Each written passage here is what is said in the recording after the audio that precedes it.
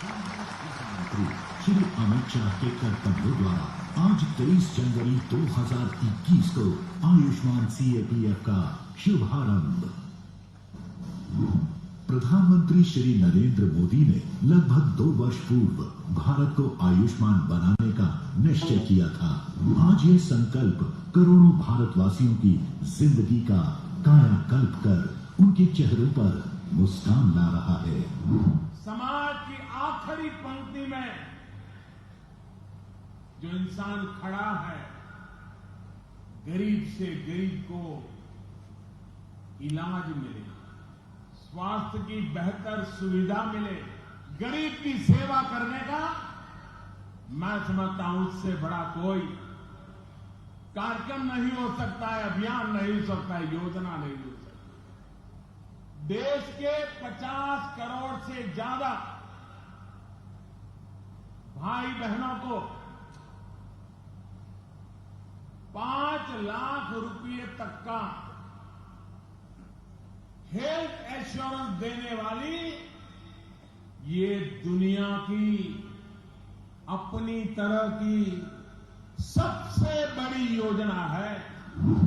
योजना के प्रारंभ से अब तक 24,000 से अधिक अस्पताल योजना में सूचीबद्ध हुए हैं, जिनमें 19,000 करोड़ से अधिक की लागत से 1.5 करोड़ से अधिक उपचार हुए हैं।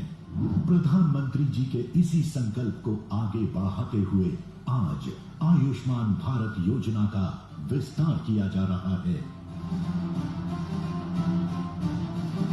जो हमारी और देश की सुरक्षा के लिए अपनी जिंदगियों को दांव पर लगा देते हैं, उनकी जिंदगियों को छूने जा रही है अब आयुष्मान भारत योजना।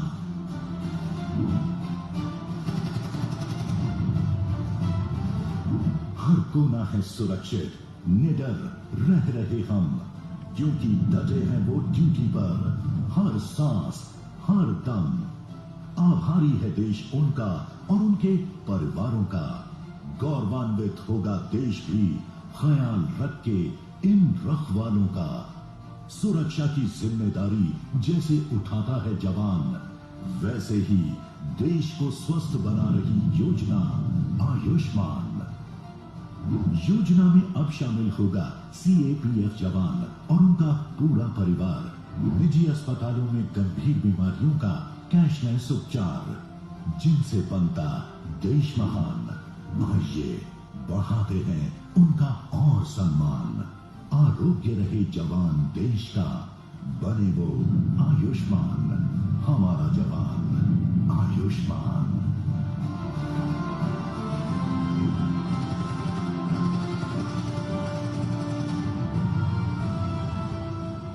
एक कर्तव्य जवान निभाता है, एक कर्तव्य अब आयुष्मान भारत निभाएगा। केंद्रीय सशस्त्र पुलिस बल के हर जवान और उसके परिवार के समर्पण के प्रति आभार व्यक्त करते हुए आयुष्मान भारत उन्हें और उनके परिवार को स्वास्थ्य सुरक्षा प्रदान करने का वादा कर रहा है। आयुष्मान भारत हो, भारत आयुष्मान हो। वाकई महज दिशा बदलने की जरूरत होती है, दशा खुद ब खुद बदल जाती है। और आज हमारा ये मंच हमारे जवानों के स्वास्थ्य की एक नई दशा जो है वो बदलने जा रहा है। तो हम आभारी हैं आयुष्मान के, हम आभारी हैं आज के इस मंच के, जहां से हम सभी लोगों को ये दृढ़ता मिल रही है। और अब सीएपीएफ बलों के महानिदेशकों एवं लाभार्थियों को ई हेल्थ कार्ड का वितरण किया जाएगा। तो मैं अनुरोध करना चाहूंगी माननीय केंद्रीय गृह मंत्री जी से कि आप कृपा करके अपने शुभ हाथों से ये वितरण करें। और सबसे पहले मैं आमंत्रित करना चाहूंगी आसाम राइफल से।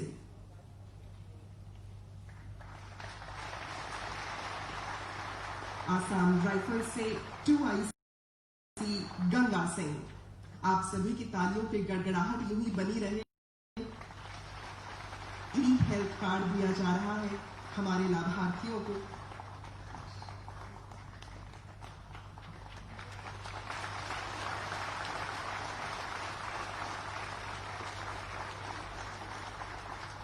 सूबेदार DG Ramesh Lal,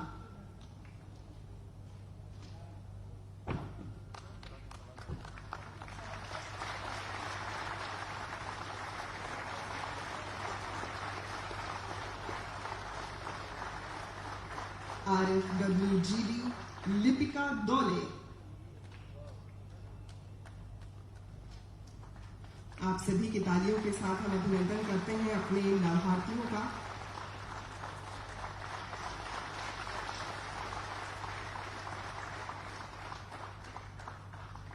BSF border security force से DG राकेश अस्थाना,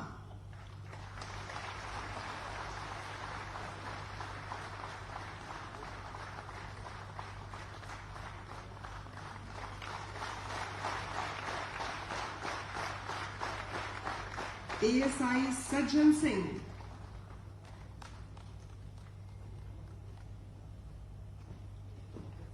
आप सभी की तालियों की गड़गड़ाहट।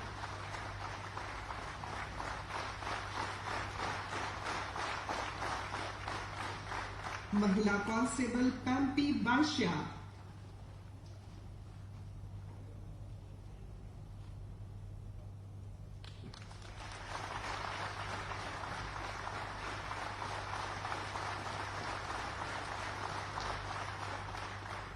CISF के बल से DG SK Deshwal,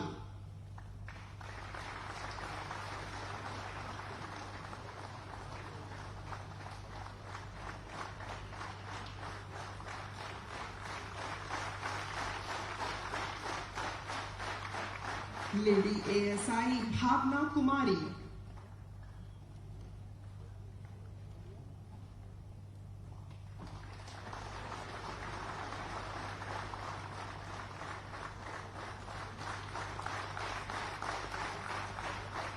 constable GD Vipul Brahma Narzary,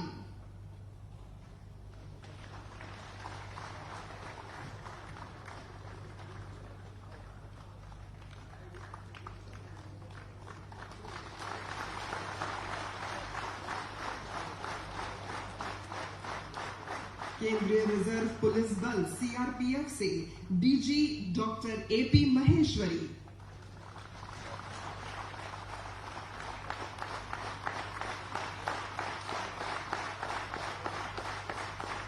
ASI KM नीलम,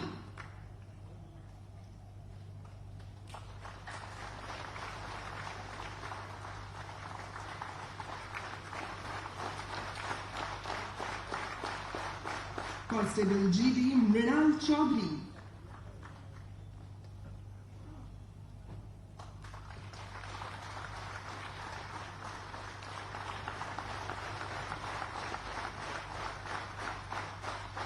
ITBP से DG SS देसवाल,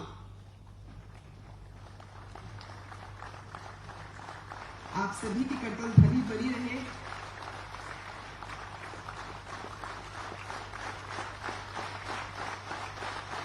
ITBP से ही SI Manoj Kumar Thakur,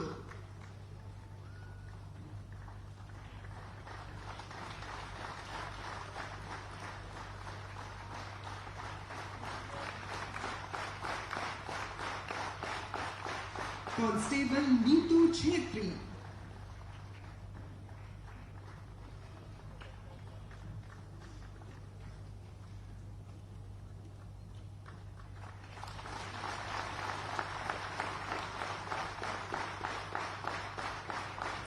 health card वितरण में NSG से squadron commander Ram Kapoor,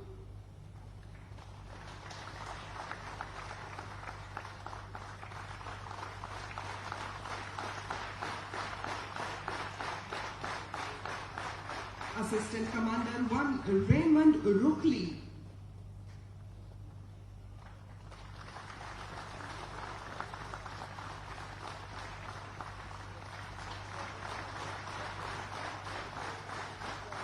ranger 2 Sant Kumar okay,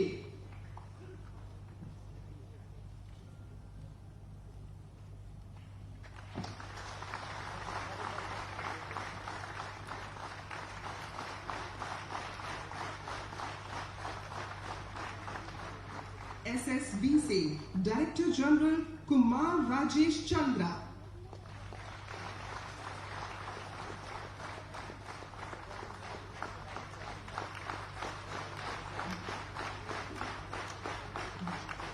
SIGD असीम सुशील सिंह।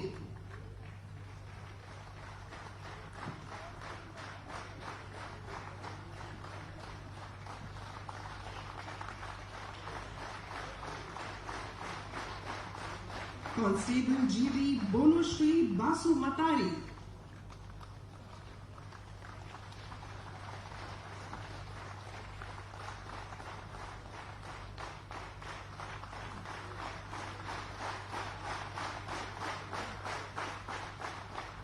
इसी क्रम में अब मैं आमंत्रित करना चाहूंगी हमारे केंद्रीय सशस्त्र पुलिस बलों की सभी माताओं के स्वरूप, उन्हीं की मातृत्व शक्ति को लेकर यहाँ मंच पर उपस्थित होती हुई CRPF की एक सैनिक की वृद्ध मां। Please put your hands together, Buddheshwari Devi. जैसा कि DG साहब ने बताया था कि जब एक सैनिक हमारी मातृभूमि की रक्षा के लिए अपना सर्वस्व त्याग देता है, तो उसकी माता की रक्षा के लिए किस कदर CAPF पूरी तरह से नतमस्तक है, कार्यरत है, वो हम यहाँ देख सकते हैं। और आप सभी से मैं अनुरोध करना चाहूंगी कि अगर मातृत्व की शक्ति को आप यहाँ मंच पर महसूस कर सकते हैं, तो आप सभी लोग अपनी अपनी जगहों पर खड़े हो जाएं और जोरदार तालियों से अभिनंदित करें हमारे इस आयुष्मान CAPF की वीर को।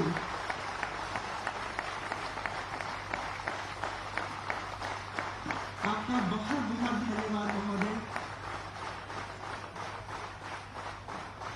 मातृत्व की ये वो शक्ति है जो एक बच्चे को एक हाथ से अगर थप्पड़ देती है तो दूसरे हाथ से निवाला भी खिलाती है। ये मातृत्व की वो शक्ति है जो रण में जाते हुए अपने सपूत के माथे पर विजय तिलक लगाती है, और वो विजय तिलक लगाते हुए कभी उसके हाथ कांपे नहीं। वो काम कर दिखाया है हमारे यहाँ मौजूद प्रणय सरोता ने। तो एक बार जोरदार तालियां हो जाए आपके लिए प्लीज।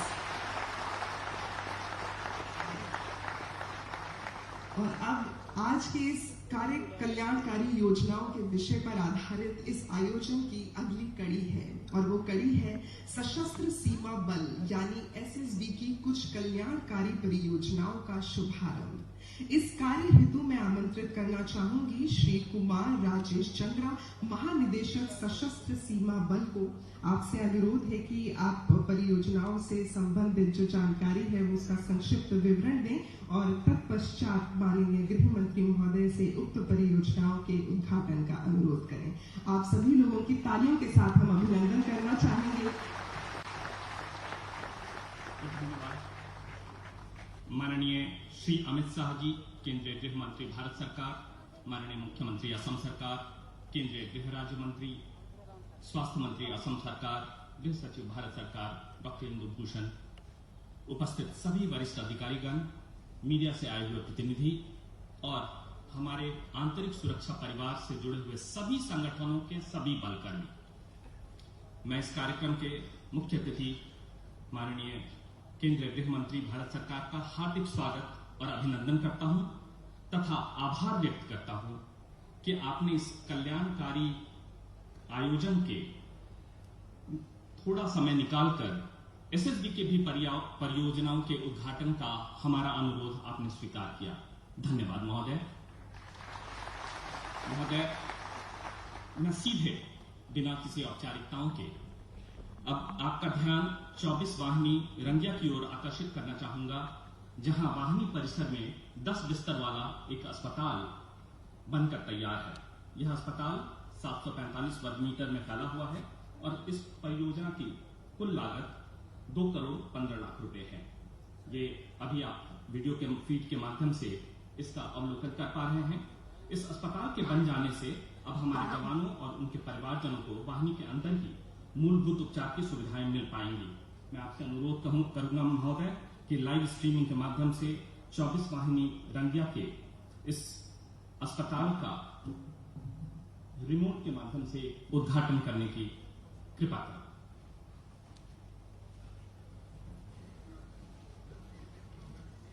दूसरी वाहिनी सशस्त्र सीमा बल रंगिया का अस्पताल है। इसकी कुल लागत 2 करोड़ 14 लाख रुपए है। इस अस्पताल का लोकार्पण माननीय श्री अमित शाह जी, केंद्रीय गृह मंत्री भारत सरकार द्वारा किया जा रहा है।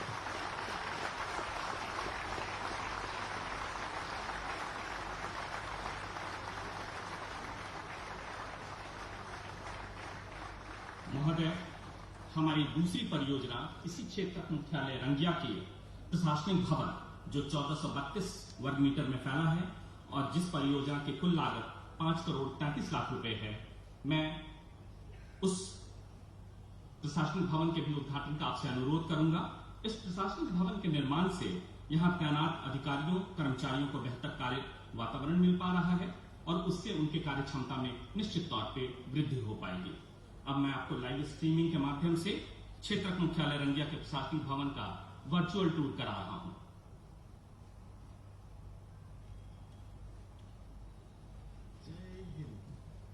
आप सबका क्षेत्र मुख्यालय सशस्त्र सीमा बल रंगिया के नवनिर्मित प्रशासनिक भवन के उद्घाटन समारोह में स्वागत है। समस्त एसएसबी रंगिया परिवार के लिए आज अत्यंत गौरव का पल है कि नवनिर्मित प्रशासनिक भवन का उद्घाटन माननीय गृह मंत्री श्री अमित शाह जी के कर कमलों से हो रहा है। महोदय, अब मैं गृह मंत्री जी से अनुरोध करना चाहता हूं कि आप अपने सामने रखे रिमोट के माध्यम से इस प्रशासनिक भवन का उद्घाटन करने की कृपा करें।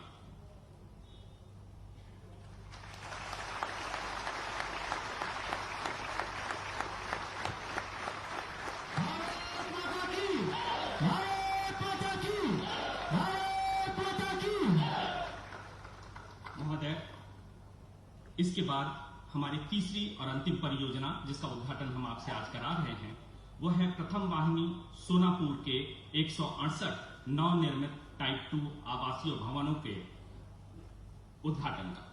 इसके तैयार होने से वाहिनी कर्मी न केवल अपने परिवार के साथ रह पाएंगे बल्कि अपने कर्तव्यों का निर्वहन अच्छी तरह से करते हुए अपने परिवारजनों को एक अच्छी शिक्षा और बेहतर चिकित्सा एवं सुरक्षा भी उपलब्ध करा सकने में सक्षम होंगे।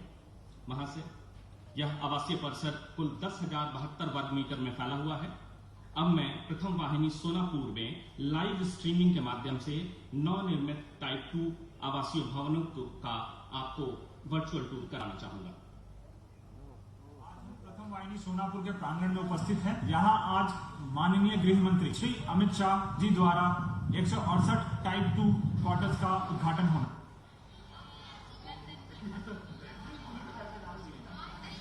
उपस्थित प्रथम वाहिनी सोनापुर के जवान और उनके परिवारजन बेसब्री से इंतजार कर रहे हैं उद्घाटन हो और उन्हें ये क्वार्टर आवंटित हो। प्रथम वाहिनी सोनापुर के प्रांगण के भीतर रहने का अवसर प्राप्त होगा जिससे वह निश्चित होकर देश के किसी भी कोने में अपनी सेवाएं प्रदान कर सकते हैं। अब हम मानव के परिवारजनों से वार्तालाप करते हैं।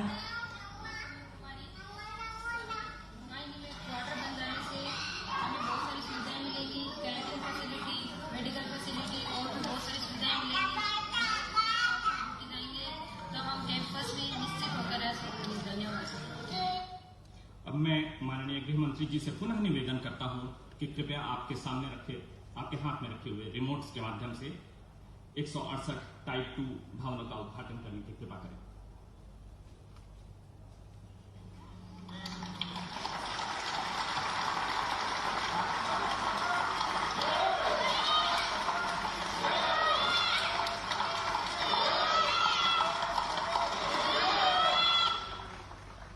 महोदय, अंत में मैं एक बार फिर से आपका इन सभी परियोजनाओं का उद्घाटन करने के लिए हार्दिक धन्यवाद। धन्यवाद महोदय। और अब मैं अनुरोध करना चाहूंगी असम के स्वास्थ्य मंत्री श्री हेमंता बिस्वा शर्मा जी से कि आप सभा को संबोधित करें। आप सभी की कर्तव्य ध्वनि के साथ हम उनका अभिनंदन करते हैं।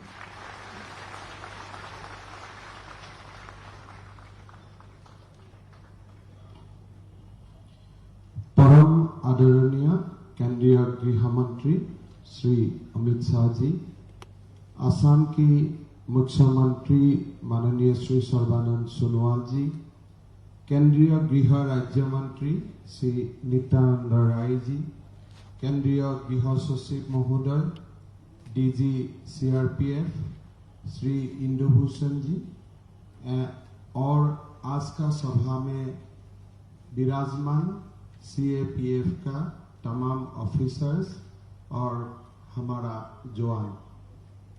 मैं पहले केंद्रीय गृह मंत्री अमित शाह जी को धन्यवाद करना चाहता हूं कि आज इतना बड़ा कल्याणमयी योजना को शुरुआत करने के लिए उन्होंने असम का यह पवित्र धरती को चुना। असम 2018 साल में जब 23 सितंबर प्रधानमंत्री नरेंद्र मोदी जी ने आयुष्मान भारत योजना का शुरू किया था, उसी दिन से ही हम आयुष्मान योजना को रूपायन करने का काम शुरू किया था और असम में आज 27 लाख लाभार्थी ये योजना से जोड़ रहा है। मैं अत्यंत कॉन्फिडेंस का साथ बोल सकता हूं असम का स्वास्थ्य मंत्री होने का नाते कि ये स्कीम आयुष्मान भारत सचमुच एक आयुष्मान है, लोगों को आयुष्मान होने का बल देता है। असम में करीबन 1,90,000 व्यक्ति ये योजना से लाभान्वित हुआ है और मैं जब मेडिकल कॉलेज में जाता हूं, मैं गरीब से गरीब लोगों का चेहरा में वो हंसी देखता हूं जो हंसी देखने का शायद सौभाग्य ये आयुष्मान भारत योजना नहीं होने से लोगों को सौभाग्य नहीं होता था। मैं केंद्रीय गृह मंत्री अमित शाह जी को बहुत बहुत धन्यवाद देता हूं कि ऐसा कल्याणमयी योजना सीएपीएफ तक एक्सटेंड करने का निर्णय हुआ और ये योजना का फल से रीइंबर्समेंट जैसा जटिल प्रक्रिया का अवॉइड करते हुए हमारा जवान का परिवार भारत का कोने कोने का जितना भी हॉस्पिटल्स है, सारा हॉस्पिटल में कैशलेस ट्रीटमेंट का बेनिफिट मिलेगा बिना कोई उच्चतम सीमा निर्धारण करते हुए। ऐसा योजना बहुत ही आदरणीय है, मंगलमयी है, कल्याणमयी है और ऐसा एक महान योजना का उद्घाटन समारोह में उपस्थित होने का सुविधा देने के लिए मैं आप सबको बहुत बहुत धन्यवाद और साधुवाद देता हूं। जय हिंद। धन्यवाद महोदय। दोस्तों, कहा जाता है कि कोई भी इंसान दुनिया में किसी के आगे जो इंसान ना झुकता हो, लेकिन परिवार के लिए उसे जहां झुकना पड़े वो झुक जाता है। और जब हम एक सैनिक की बात करते हैं तो मैं हमेशा हमारे सैनिकों के लिए कहती हूँ कि ये जो हमने वर्दी पहनी हुई है, इस वर्दी की बहुत बड़ी खुददारी होती है और ये खुददारी इसीलिए होती है क्योंकि हम पर देश की जिम्मेदारी होती है और ये खुददारी हमेशा हमारा स्वाभिमान बनकर रहे और उसको और ज्यादा हम लोग हमेशा सुदृढ़ करें। कभी भी किसी भी वजह से हमें किसी के आगे झुकना ना पड़े, भले ही वो हमारे परिवार के लिए भी हो।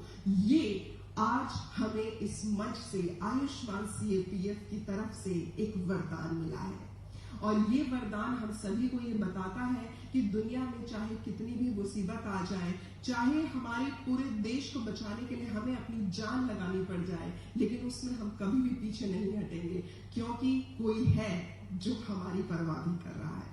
तो हम एक बार पुनः आयुष्मान सीएपीएफ के बहुत बहुत शुक्रगुजार हैं कि इस योजना के तहत अब हमारे जो जवान हैं वो निश्चिंत होकर अपना कर्तव्य पूरी तरह से निभा सकते हैं। और इसके साथ ही अब मैं आमंत्रित करना चाहूंगी माननीय केंद्रीय गृह राज्य मंत्री श्री नित्यानंद राय जी को कि आप सभा को संबोधित करें। आप सभी की तालियों की गड़गड़ाहट के साथ उन्हें बुलाते हैं।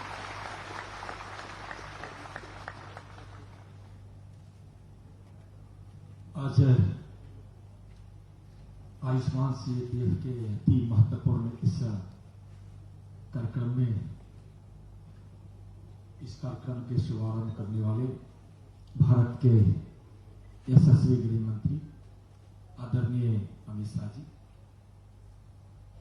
असम के माननीय मुख्यमंत्री सर्बानंद जी, माननीय स्वास्थ्य मंत्री हेमंत जी, मंच पर उपस्थित गृह सचिव भल्ला जी, सीआरपीएफ के डीजी महेश्वरी जी, स्वास्थ्य विभाग के विभूषण जी, सीआरपीएफ के सभी डीजीगण, वरिष्ठ अधिकारीगण, भारत सरकार और असम सरकार के अधिकारीगण और नौजवान मित्रों,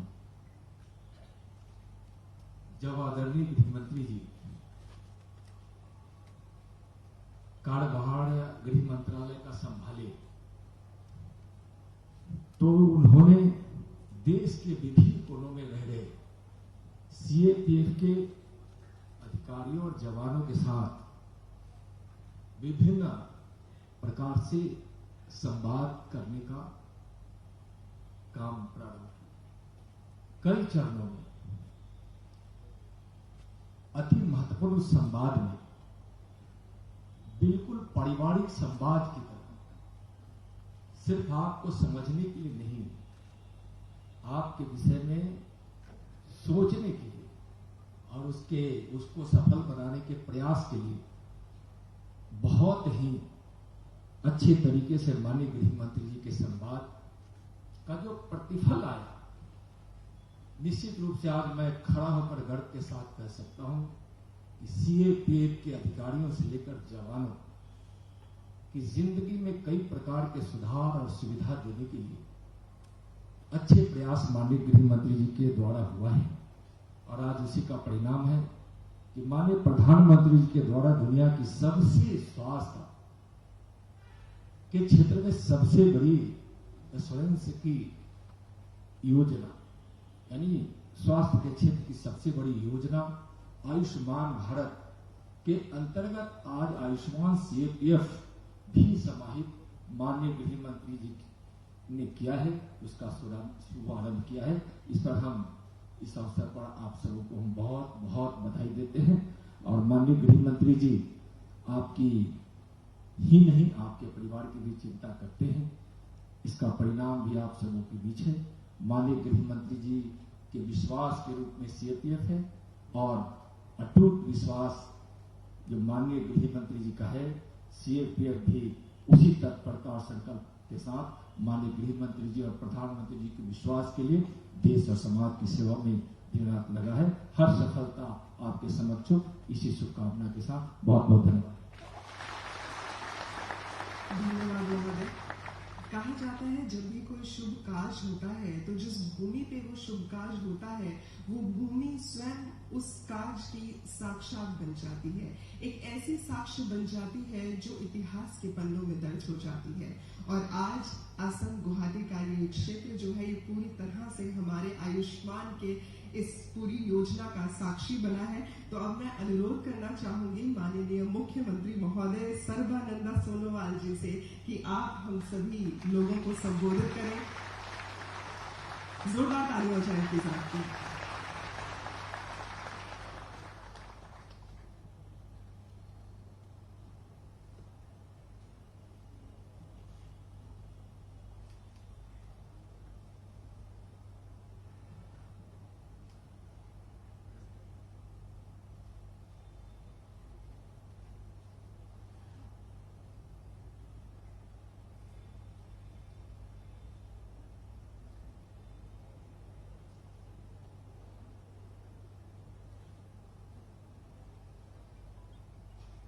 नमस्कार। आज आयुष्मान सीएपीएफ की इस कार्यक्रम में हमारे बीच उपस्थित हमारे देश की परम आदरणीय गृहमंत्री अमित शाह जी और केंद्रीय राज्य गृह मंत्री नित्यानंद राय जी, असम सरकार में मंत्री परिषद में मेरे सहयोगी स्वास्थ्य मंत्री डॉक्टर हिमंत बिश्व शर्मा जी,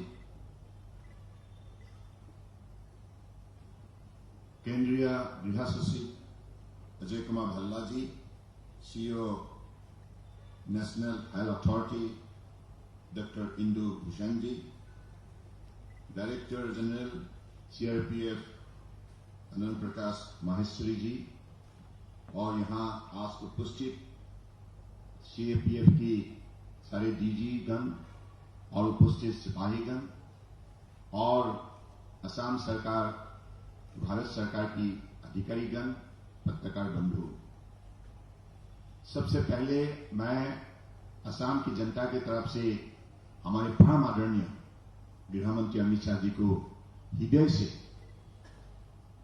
आभार व्यक्त करना चाहता हूं, क्योंकि उन्होंने जब से गृह मंत्री का दायित्वभार संभाला तब से सिर्फ हमें नहीं, सारा देश के लिए उन्होंने जो मजबूत कदम उठाए, देश की हिफाजत के लिए इस एक निष्ठावान देशभक्त के हिसाब से उन्होंने जो कदम उठाए, इसके लिए आज हम सब इस विषय पर गर्व महसूस करता हूं। और आज उन्होंने और भी महत्वपूर्ण कदम उठाए। हमारे पैरामिलिट्री फोर्सेस के जवानों के लिए जो आयुष्मान भारत स्कीम के द्वारा उनकी जीवन हमेशा सुखी रहे, तंदुरुस्त रहे, सुस्वास्थ्य रहे, इस उम्मीद के साथ जो स्कीम लागू कराने में उन्होंने कदम उठाए, इसके लिए भी मैं धन्यवाद देता हूं। और आज मैं खास करके ये बात मैं गंभीर रूप से उपलब्धि करता हूं, हमारे देश की नौजवान, हमारे सिपाही, खास करके हमारे देश की जनता की सुरक्षा के लिए वो जीवन बलिदान देते हैं और देश के अंदर शांति बरकरार रहे, इसके लिए वो मेहनत करते हैं। तो इसलिए इन सिपाहियों के लिए जो कदम उठाया गया है, मुझे लगता है कि इस कदम के द्वारा हमारे हर सिपाहियों का मनोबल बढ़ेगा, उनको भी साहस मिलेगा और उनको भी ऐसा लगने लगेगा कि देश हमारा साथ है और इसलिए हम किसी भी परिस्थिति में पीछे नहीं देखेंगे, हम आगे चलते रहेंगे और देश के लिए जैसा हमारी तरफ से सेवा जरूरत है, ऐसा सेवा करने के लिए हम प्रतिबद्ध रहेंगे। मुझे लगता है कि ऐसा एक हमारे देश के सिपाहियों ने पिछले कई सालों से दिखाते आए हैं। अपने कर्मभूमि में उन्होंने निष्ठा से जो उन्होंने अपना कर्म निभाया है, प्रतिज्ञा निभाया है, इसकी वजह से आज हमारा देश एक मजबूत देश के हिसाब से सारी दुनिया में अपना पहचान बना पाया है। हमारे देश के आदर्शवादी नेता प्रधानमंत्री नरेंद्र मोदी जी की नेतृत्व पर आज सारा देश एक साथ मिलकर दुनिया के सर्वश्रेष्ठ राष्ट्र के हिसाब से अपना प्रतिष्ठा बनाने में लगे हुए हैं और हमारे देश के मजबूत बहादुर नेता गृह मंत्री अमित शाह जी ने इन कम दिनों के अंदर जो काम उन्होंने करके दिखाया है, खास करके आर्टिकल 370 रिवोकेशन के सिलसिले में उन्होंने जो कदम उठाए, देश कभी भी अमित शाह को भूल नहीं सकते, कभी भी भूल नहीं सकते। आपने देश की हिफाजत के लिए एक बहादुर सिपाही का भूमिका पालन किया, निष्ठावान देशभक्त का काम आपने किया है। इसलिए मैं आपको फिर से हृदय से आभार व्यक्त करते हुए और यहां उपस्थित सभी हमारे परम आदरणीय व्यक्तिगणों को मैं प्रणाम देते हुए अपना भाषण को विराम देता हूं। धन्यवाद। जय हिंद। धन्यवाद। दोस्तों, जब एक माता अपनी कोख माँ भारती को अर्पित कर देती है तो वो अपने सपूत से एक ही बात कहती है कि मैंने तुझको जो जन्म दिया, मैंने तुझको जो जन्म दिया वो तभी सफल हो पाएगा जब विजय श्री को वरमाला मेरा सुत खुद पहनाएगा। और रण में वो सैनिक जब विजय श्री को वरमाला पहनाएगा तो ये बात अब हमेशा हम सभी के जहन में रहेगी कि उनकी माता को, उनके परिजनों को आरोग्य श्री हमेशा हमेशा ये CAPF आयुष्मान प्रदान करता रहेगा। तो एक बार पुनः इस योजना के लिए आप सभी लोगों की जोरदार करताली जरूर बनती है। और साथ ही मैं आभार व्यक्त करना चाहूंगी केंद्रीय गृह मंत्री श्री अमित शाह जी का कि आज आपने ब्रह्मपुत्र की इस धरती पर इन सभी पुत्रों को आयुष्मान का ब्रह्म आशीष दिया है। हम सभी आपके आभारी हैं। जोरदार तालियों से स्वागत कीजिएगा श्री अमित शाह जी। मैं आपसे अनुरोध करना चाहूंगी सर, आप सभी सभा को संबोधित करें।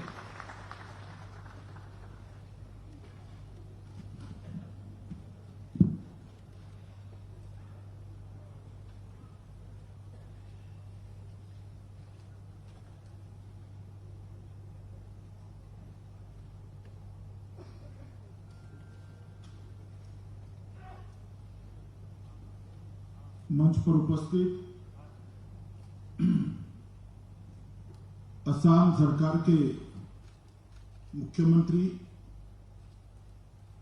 श्रीमान सर्बानंद सोनोवाल जी, केंद्रीय मंत्रिपरिषद में मेरे साथी, बिहार के नेता गृह राज्य मंत्री श्रीमान नित्यानंद राय जी, असम के यशस्वी वित्त और स्वास्थ्य मंत्री श्री हेमंत विश्व शर्मा जी, गृह सचिव श्री अजय कुमार भल्ला जी, CRPF के DG श्री महेश्वरी जी, राष्ट्रीय स्वास्थ्य प्राधिकरण के CEO डॉक्टर इंदु भूषण जी, मंच पर उपस्थित सभी CRPF के DG गण और आज उपस्थित सभी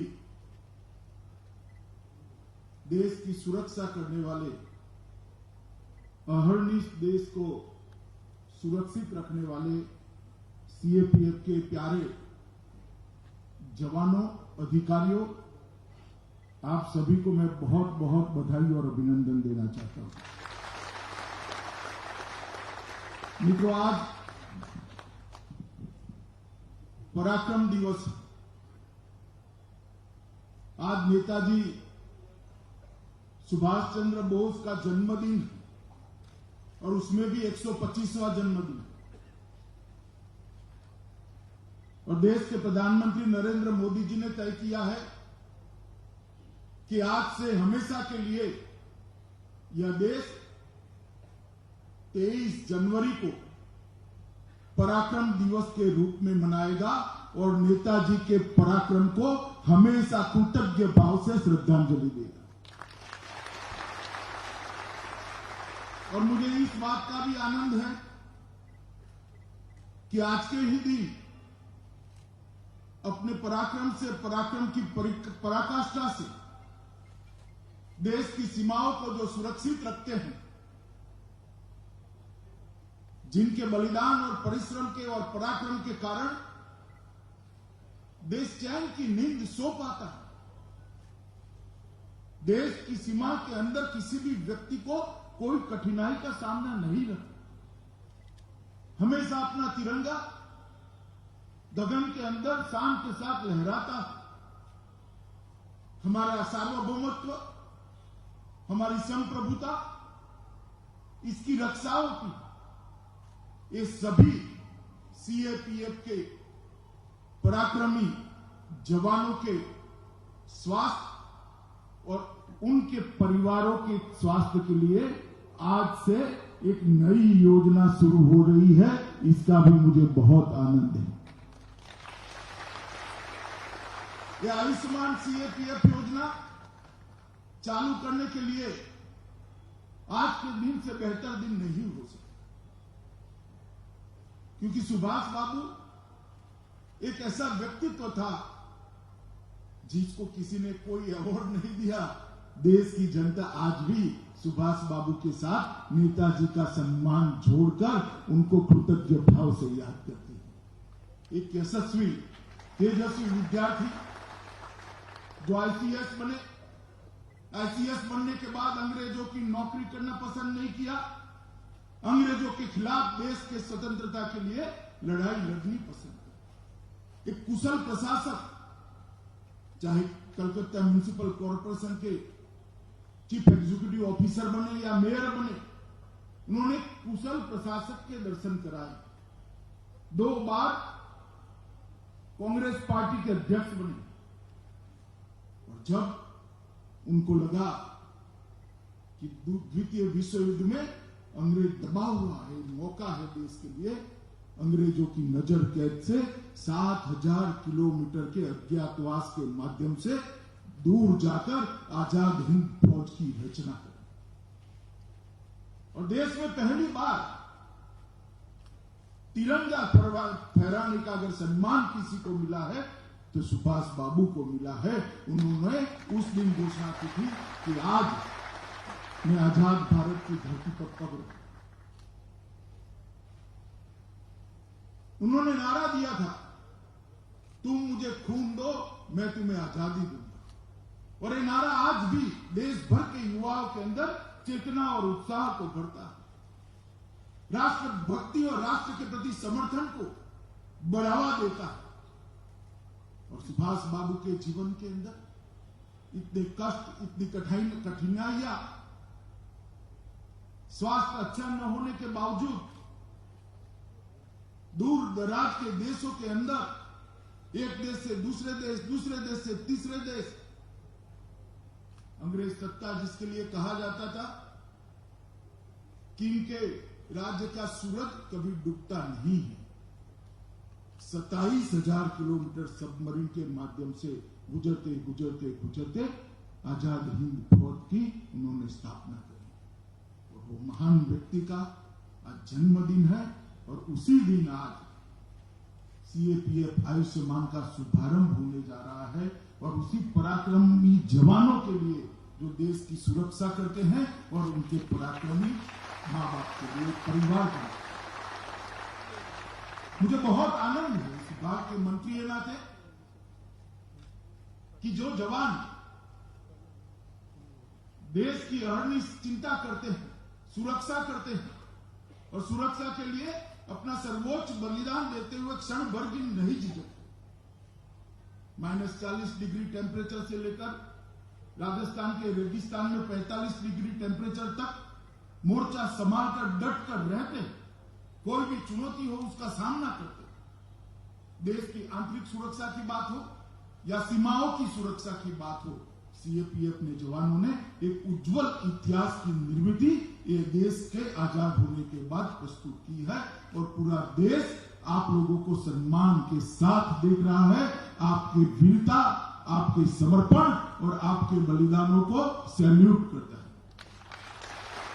और आज सीएपीएफ के जवानों के लिए एक बहुत बड़ी योजना लेकर इसकी शुरुआत होगी। मित्रों, जब मैं गृह मंत्रालय का प्रभार संभाला तब सभी सीएपीएफ के लगभग 150 जवानों के साथ चर्चा भी की थी, उनके साथ भोजन भी किया था। उसमें कुल मिलाकर 3 बातें उभर कर आती थी जो उनके चेहरे पर दर्द की लकीर दिखाती थी। वो दर्द उनको कभी अपनी ड्यूटी करने के लिए बाधित नहीं करता, मगर एक हृदय में से ठेस निकलती थी। एक तो उनकी स्वास्थ्य सेवाओं के लिए जो योजना है वो पूर्ण योजना नहीं, इनके रीइंबर्समेंट के लिए, अस्पतालों के अंदर जगह की उपलब्धता के लिए, और कई जगह अस्पताल न होने के कारण उनके परिवारजनों को, उनको बहुत दिक्कतें आती थी। दूसरा, हाउसिंग का सेटिस्फेक्शन रेशियो बहुत नीचे है। वो असम राइफल की एक राइफल वुमेन ने जब कहा, तब मुझे भी लगा, मैंने जाकर मंत्रालय में जांच करी तो 7 अर्थ में सेटिस्फेक्शन रेशियो बहुत नीचे। और तीसरा, उन्होंने कहा कि जगह जल्दी भरी नहीं जाती, रिक्रूटमेंट समय पर नहीं होता, इसलिए हमें पूरा साल लगभग ड्यूटी पे तैनात रहना पड़ता है।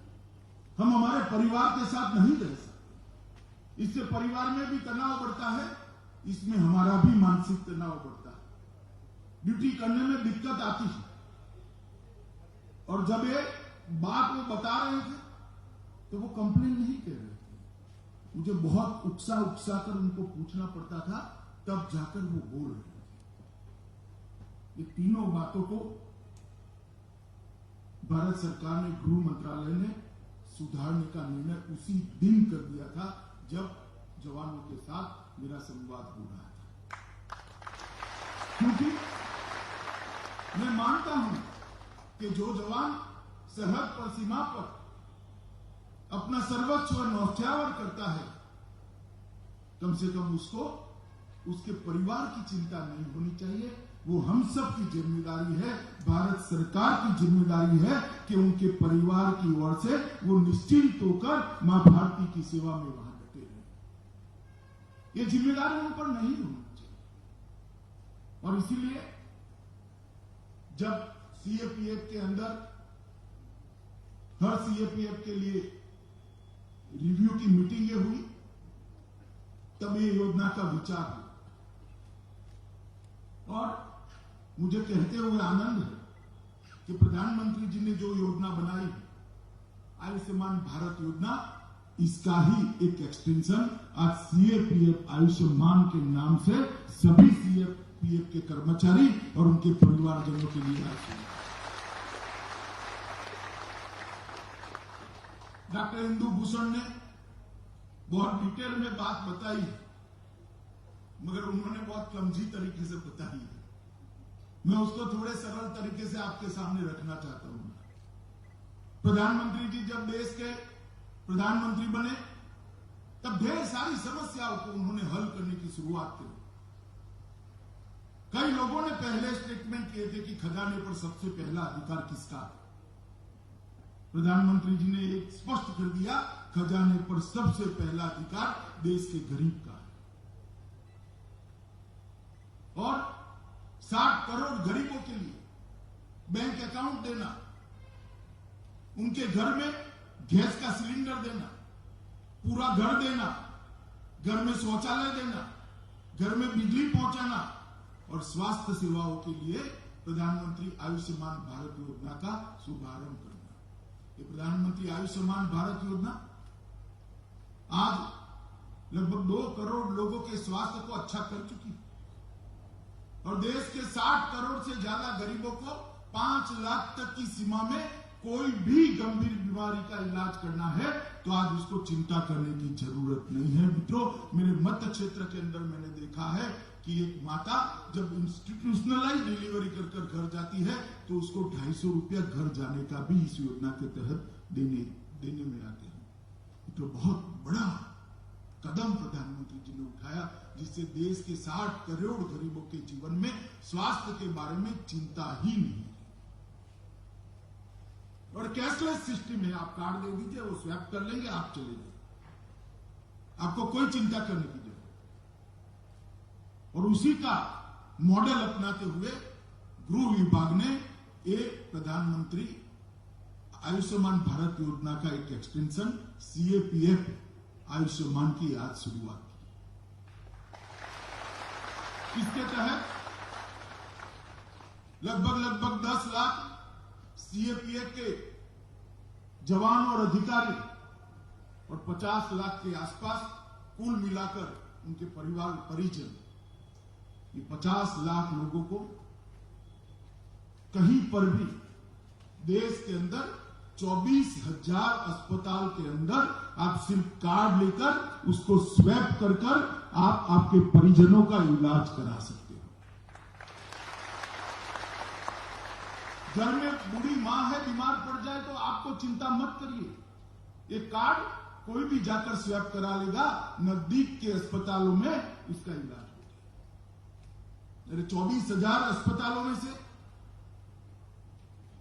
14,000 अस्पताल निजी अस्पताल भी, अच्छे अस्पताल भी, इसके अंदर आपका, आपके परिजनों का इलाज किसी भी तकलीफ के बगैर हो, इस प्रकार की इस योजना को करा है। और मित्रों, जब आप ड्यूटी पर होते हैं तब ढेर सारी दिक्कतें परिवार को झेलनी पड़ती हैं। उसमें से आज एक दिक्कत नरेंद्र मोदी सरकार ने आपकी रिजॉल्व कर दी है। आपके परिवार के स्वास्थ्य के लिए आप निश्चिंत होकर आपकी ड्यूटी करें। और मैं मानता हूं कि ये बहुत बड़ी शुरुआत है। हमने हमेशा से सोचा है कि जो देश के लिए काम करता है, देश ने उसके लिए काम करना पड़ेगा।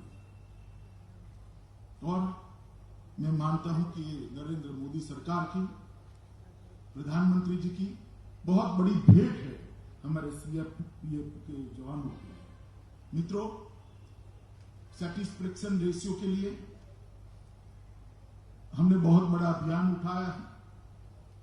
आज मैं इतना कह सकता हूं कि सैटिस्फैक्शन रेशियो 1.5 साल पहले लगभग 36% था, और 2022 जब 75वीं साल आएगी आजादी की, उस वक्त इसको हम 55% तक पहुंचाने का काम करेंगे। 55% सीएपीएफ के जवानों के लिए रहने को लगाएंगे। और 25,000 भवन अभी निर्माणाधीन, आज टोकन उसका कुछ भवनों का लोकार्पण भी हुआ है। और मैं मानता हूं कि आपके हेडक्वार्टर पर ही अगर रहने की व्यवस्था होती है, तो जब आप हेडक्वार्टर पर वापस आते हो तब परिवार के साथ रहते। और इस सैटिस्फैक्शन रेशियो को धीरे धीरे 65% से ज्यादा ले जाना, इसका लक्ष्य हमने रखा है। और 2024 के पहले इसको हम निश्चित रूप से 65% से ज्यादा बढ़ाकर आपकी ढेर सारी दिक्कतों का समाधान ढूंढ लेंगे। हम ये भी योजना बना रहे हैं कि हर जवान कम से कम 100 दिन साल में अपने परिवार के साथ, 100 दिन जिसमें हेडक्वार्टर पर रहोगे वो जिंदगी पूरी। अगर आप आपके परिवार के साथ रह सको, इस प्रकार का आयोजन करें।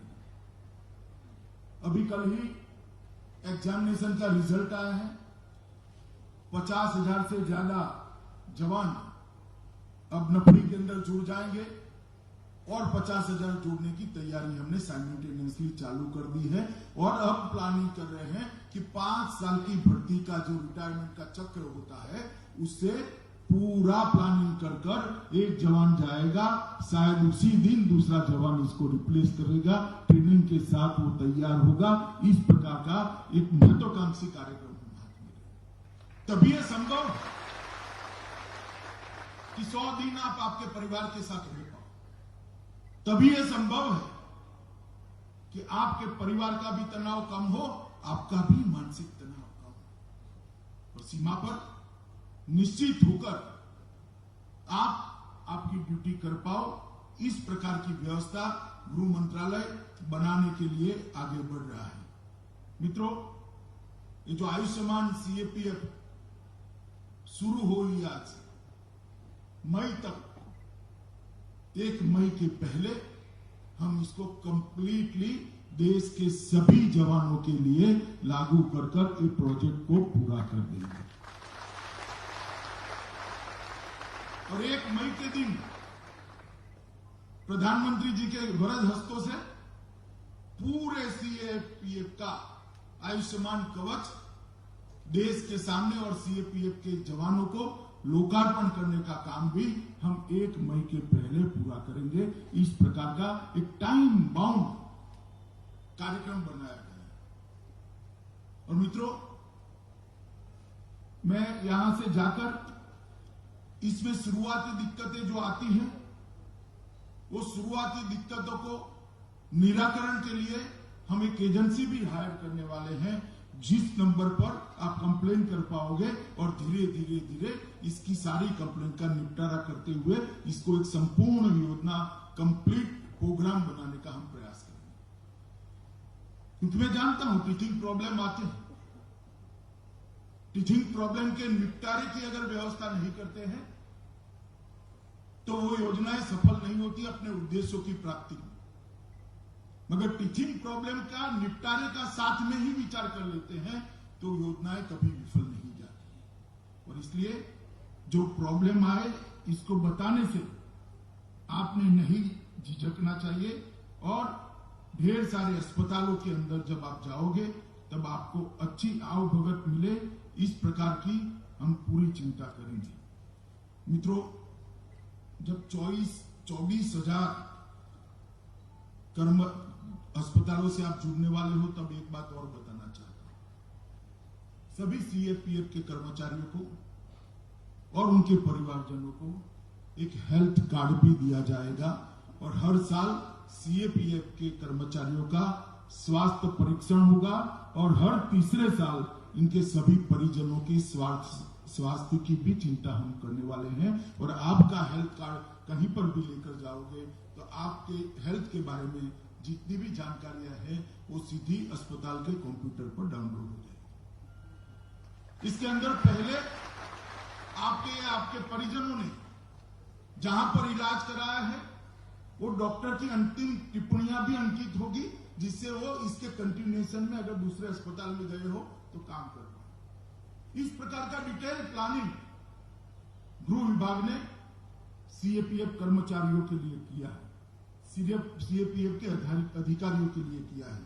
और मित्रों, आज एक जो योजना हुई है इसके लिए मैं मानता हूं कि बहुत बड़ा फर्क इससे आने वाले दिनों में आपके स्वास्थ्य में तो पड़ेगा, आपकी क्षमताओं में भी पड़ेगा, और घर पे जाओगे बूढ़ी माँ और छोटे बच्चे हास्य के साथ आपका स्वागत करेंगे, तो आपके मन में एक ऊंडा बहुत अच्छे संतोष का भाव भी निर्मित होगा कि ये नरेंद्र मोदी सरकार मेरे परिवार की चिंता कर रही है।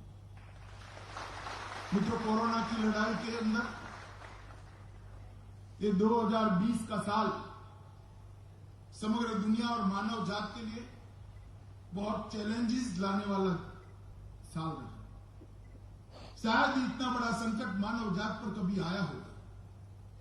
इतने बड़े संकट के सामना मानव जात ने किया है, पूरी दुनिया ने किया है, और मोदी जी के नेतृत्व में भारत ने सफलतापूर्वक किया है।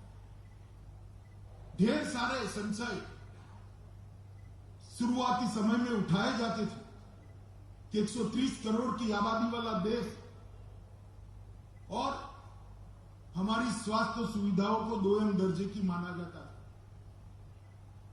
और इसका अस्वीकार भी हम नहीं कर सकते।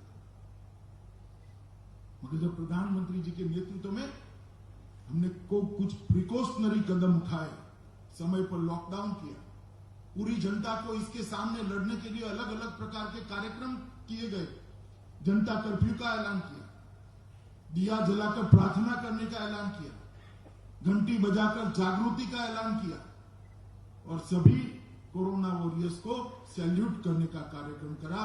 पूरा देश एकजुट होकर कोरोना के खिलाफ लड़ने के लिए एक पेज पर आया। और आज आंकड़े मुड़कर देखते हैं तो जो विकसित देश है उसके आंकड़े और भारत के आंकड़ों में भारत बहुत अच्छी स्थिति में दिखाई देता है। पूरे देश में, पूरी दुनिया में जिन देशों के अंदर सबसे कम मृत्यु हुई है वो देशों में हमारा भारत शुमार है। इसका हम सबको गौरव होना चाहिए।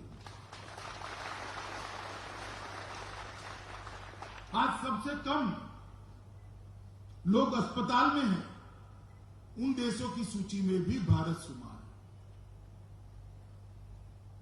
और अच्छे होकर जाने वालों की संख्या जिसकी सबसे ज्यादा है 96%, उसमें भी भारत शुमार है।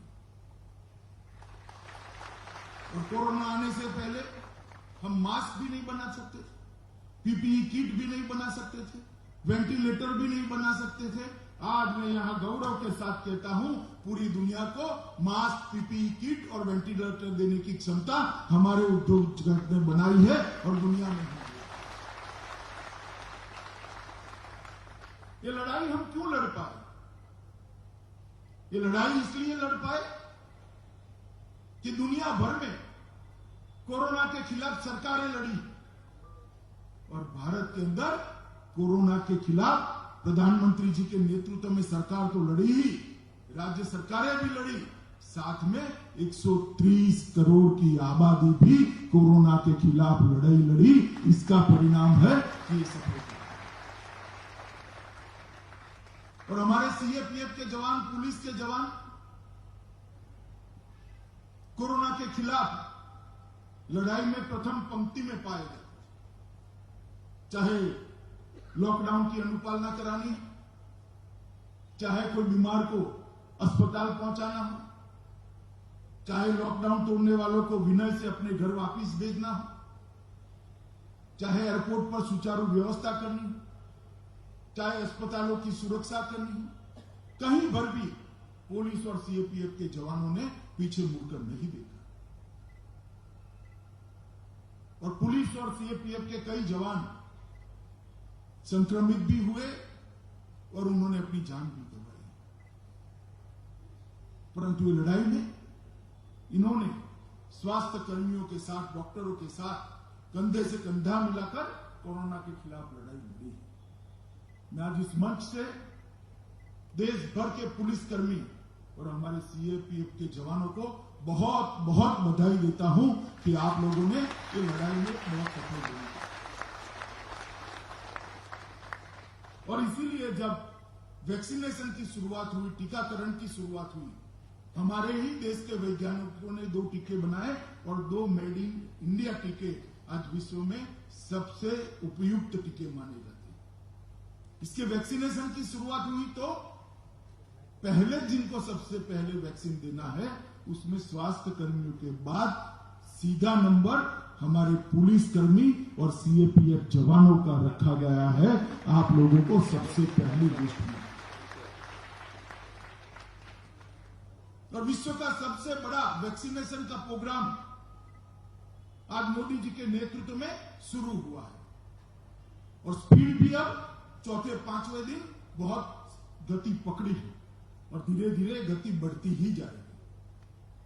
मैं आज सुरक्षा के साथ जुड़े हुए सभी जवानों को, चाहे वो राज्य के पुलिसकर्मी हो या चाहे सीएपीएफ के जवान हो, सबको कहता हूं अपनी बारी का इंतजार करिए, जरा भी संशय रखे बगैर ये टीके को ले लीजिए, अपने आप को सुरक्षित करिए और बाकी का जीवन भी मां भारती की सेवा के लिए आप जिस प्रकार से ड्यूटी करते हैं करते हैं। ये जो अफवाहें फैला रहे हैं टीके के लिए, उनको भी मैं कहना चाहता हूं, भैया राजनीति करने के लिए ढेर सारे मंच है, आ जाना, कर लेंगे 2-2 हाथ, कोई दिक्कत नहीं। कम से कम लोगों के स्वास्थ्य के लिए जो जुड़ी हुई चीजों, लोगों में एक श्रद्धा की निर्मित ही करनी है। हमारे वैज्ञानिकों ने दिन रात मेहनत करके जो इजाद किया है टीका, इस पर क्यों शंका के बादल मंडरा रहे हो भैया? ढेर सारी चीजें हैं राजनीति करने के लिए। मैं सीएपीएफ के सभी जवानों को कहता हूं कि आप जब टीकाकरण का हमारा नंबर आए तब आप इसको जरूर श्रद्धा के साथ टीका लगाइए और अपने आप को एक सुरक्षा कवच के साथ महसूस कर देश के ड्यूटी में लग जाइए। मित्रों, हम जब यहां पर सीएपीएफ के कार्यक्रम में है उस वक्त मैं इतना भी कहना चाहता हूं कि नरेंद्र मोदी सरकार ढेर सारे सुधार गृह मंत्रालय में भी बहुत अच्छे तरीके से कर रही है। गृह मंत्रालय में पहले सब लोग मानते कि भाई इसमें क्या सुधार करो, ढेर सारा क्षेत्र ऐसा है जिसमें सुधार की जरूरत है, जैसे सीएपीएफ आयुष्मान। हमने राष्ट्रीय रक्षा यूनिवर्सिटी और राष्ट्रीय फोरेंसिक साइंस यूनिवर्सिटी को भी स्थापना करने का काम किया है, और अब सीएपीएफ के अंदर जिसको जाना है, पुलिस बल के अंदर जिसको जाना है, रक्षा के साथ जुड़ा वाले किसी भी क्षेत्र में जाना है, वो बच्चा 12th के बाद अपनी कैरियर वहीं से बनाएगा और उसको प्रायोरिटी भी दी जाएगी। उसके कई साल बर्बाद होने से बच जाएंगे। इसका अभ्यासक्रम ही ऐसा बनेगा कि ट्रेनिंग की सारी व्यवस्था अभ्यासक्रम के दौरान भी हो जाएगी, और उस दृष्टि से जब उसको प्रायोरिटी देंगे उसकी नौकरी भी सुनिश्चित हो जाएगी। यहां सर्वानंद जी और हेमंत विश्व शर्मा बैठे हुए हैं। मैं असम सरकार से निवेदन करना चाहता हूं कि दोनों नेशनल यूनिवर्सिटी का एफिलिएटेड कॉलेज आसाम में तुरंत चालू कराना चाहिए, जिससे आसाम के युवाओं को भी फोरेंसिक साइंस यूनिवर्सिटी और रक्षा शक्ति यूनिवर्सिटी का फायदा मिले। और इससे जिसमें बच्चों को कैरियर बनानी है, उसी क्षेत्र का विशेष प्रशिक्षण देने की एक शुरुआत होगी, प्रोफेशनलिज्म की शुरुआत। और ये दोनों यूनिवर्सिटी काम करना शुरू कर दिए हैं। कई राज्यों के साथ एमओयू की दरखास्त भी आ गई है। असम सरकार ने भी एफएसएल के लिए तो दरखास्त भेजी है। मैं मानता हूं कि इससे सुरक्षा के क्षेत्र में आने वाले सभी बच्चों को एक नई दिशा मिलेगी, उनका भविष्य उज्जवल होगा। मित्रों, आज ढेर सारे सुधार गृह विभाग ने शुरू किए हैं। उसमें से एक मानवीय संवेदनाओं के साथ, आपके स्वास्थ्य के साथ जुड़ा हुआ सुधार यहां पर शुरू हुआ है, और मुझे श्रद्धा है कि हमारी टीम 1 मई को प्रधानमंत्री जी के हाथ से इस पूरी योजना को पूर्ण कर देश भर के सीएपीएफ के जवानों को ये सुरक्षा चक्र देने में सफल होगी, इसका मुझे विश्वास है। आज यहाँ पर एसएसबी के भी भवनों का, प्रशासनिक भवन का और अस्पताल का लोकार्पण हुआ है, तो मैं एसएसबी के जवानों को भी बधाई देना चाहता हूं। और ये आयुष्मान सीएपीएफ की जो कल्पना थी, उसको चरितार्थ करने के लिए, इसमें मदद करने के लिए इंदु भूषण जी और उनकी पूरी टीम को भी मैं साधुवाद देना चाहता हूं, क्योंकि जब मैंने पहली बार विचार रखा है कैसे होगा कैसे होगा कैसे होगा था, शायद और कोई डिपार्टमेंट ने इस प्रकार से अपना जुड़ाव नहीं किया है इंदु भूषण जी, शायद और कोई डिपार्टमेंट ने नहीं किया, मगर आज उन्होंने कल्पना रखी कि सब लोग जुड़ जाए। मगर खैर, सीएपीएफ के सारे लोग और परिवारजन, बहुत बहुत उनको मैं शुभकामनाएं देकर मेरी बात समाप्त करता हूं, और देश के प्रधानमंत्री जी को भी अभिनंदन करता हूं कि इस योजना को उन्होंने हमें गिफ्ट के रूप में दिया है। बहुत बहुत धन्यवाद। भारत माता की जय।